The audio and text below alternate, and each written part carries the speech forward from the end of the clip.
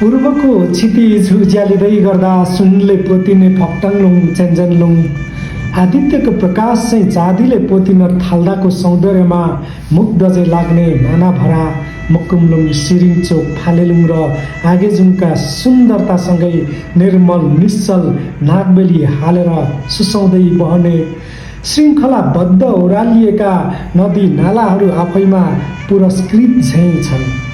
हो, यिनै प्राकृतिको सुन्दरतालाई निहार्दै वर्षौँदेखि पर्यटकहरूको उपस्थितिको प्रतीक्षामा बहु फैल्याएर आँखा ओछ्याएको भान हुने ऐतिहासिक स्थल पाँचथर जिल्ला याङवरप गाउँपालिका थर्पु जोरधारा मौलो एउटा सानो बजारको बारेमा हामी चर्चा गरौँ है त।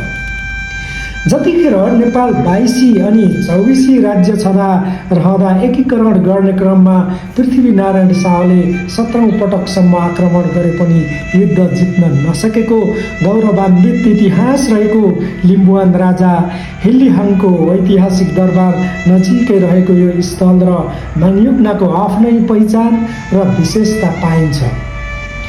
10 लिम्बुवान 17 थुम मध्ये याङरक थुममा 2वटा निशानहरू अझै लिम्बू सुब्बाहरूको माताहत अनि निगरानीमा छँदैछ।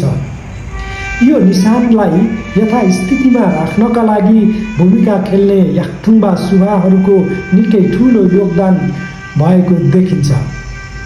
यो 2वटा निशानहरूको आफ्नै विशेषता भएको पाइन्छ।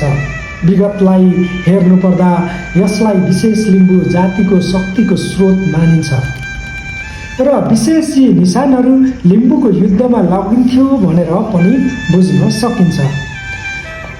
प्राचीन इतिहास हेर्दा जसरी इस्रायल जातिहरू युद्धमा जाँदा परमेश्वरको सन्दुक आफूसँगै युद्ध मैदानमा पालभित्र राख्दथे र युद्ध जित्दथे, लिम्बूहरूले पनि त्यसै गर्दथे र लिम्बूहरूको युद्धको नीति पनि निकै राम्रो र सशक्त रहेको पाइन्छ। युद्ध नीति राम्रो भएकै कारण गोर्खाली राजा 17औं पटक पनि लिम्बुवानसँग हारेका थिए भन्ने कुरा बुझ्न सकिन्छ। हो, याङरकथुममा रहेको 2वटा निशानहरू युद्ध विजय गर्ने शक्तिपीठ कसरी भए? हो, यो 2वटा जङ्गी निशानहरूमध्ये एउटाको 52 मौलो र अर्कोको 29 मौलो रहेको छ।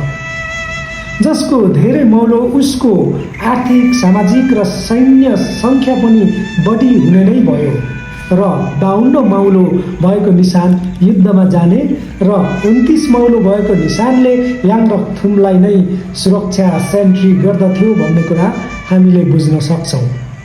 र निशानसँग भएका सामग्रीहरू जस्तै भरुवा बन्दुक, तरबार, ढाल, शङ्ख, त्रिशूल, भाला, खुडा, डम्बरू इत्यादि युद्धका सामग्री हुन् भन्ने कुरा सर्वसाधारण सबैजनालाई थाहा हुने कुरा हो। जसको प्रदर्शन तथा बलि हान्ने काम दशैँको नवमीको दिन यो याङरकचार स्थित जोरधारामा हुने गर्दछ।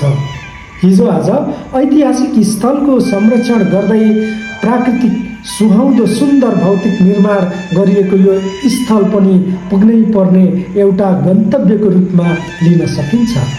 तपाईलाई कस्तो लाग्यो कमेन्ट गर्नुहोला र तपाईको लाइक सब्स्क्राइब मेरो प्रोत्साहन हुनेछ। यस्तै जानकारीका साथ फेरि भेटौँला। आज यति नै। सेवारो, नमस्ते।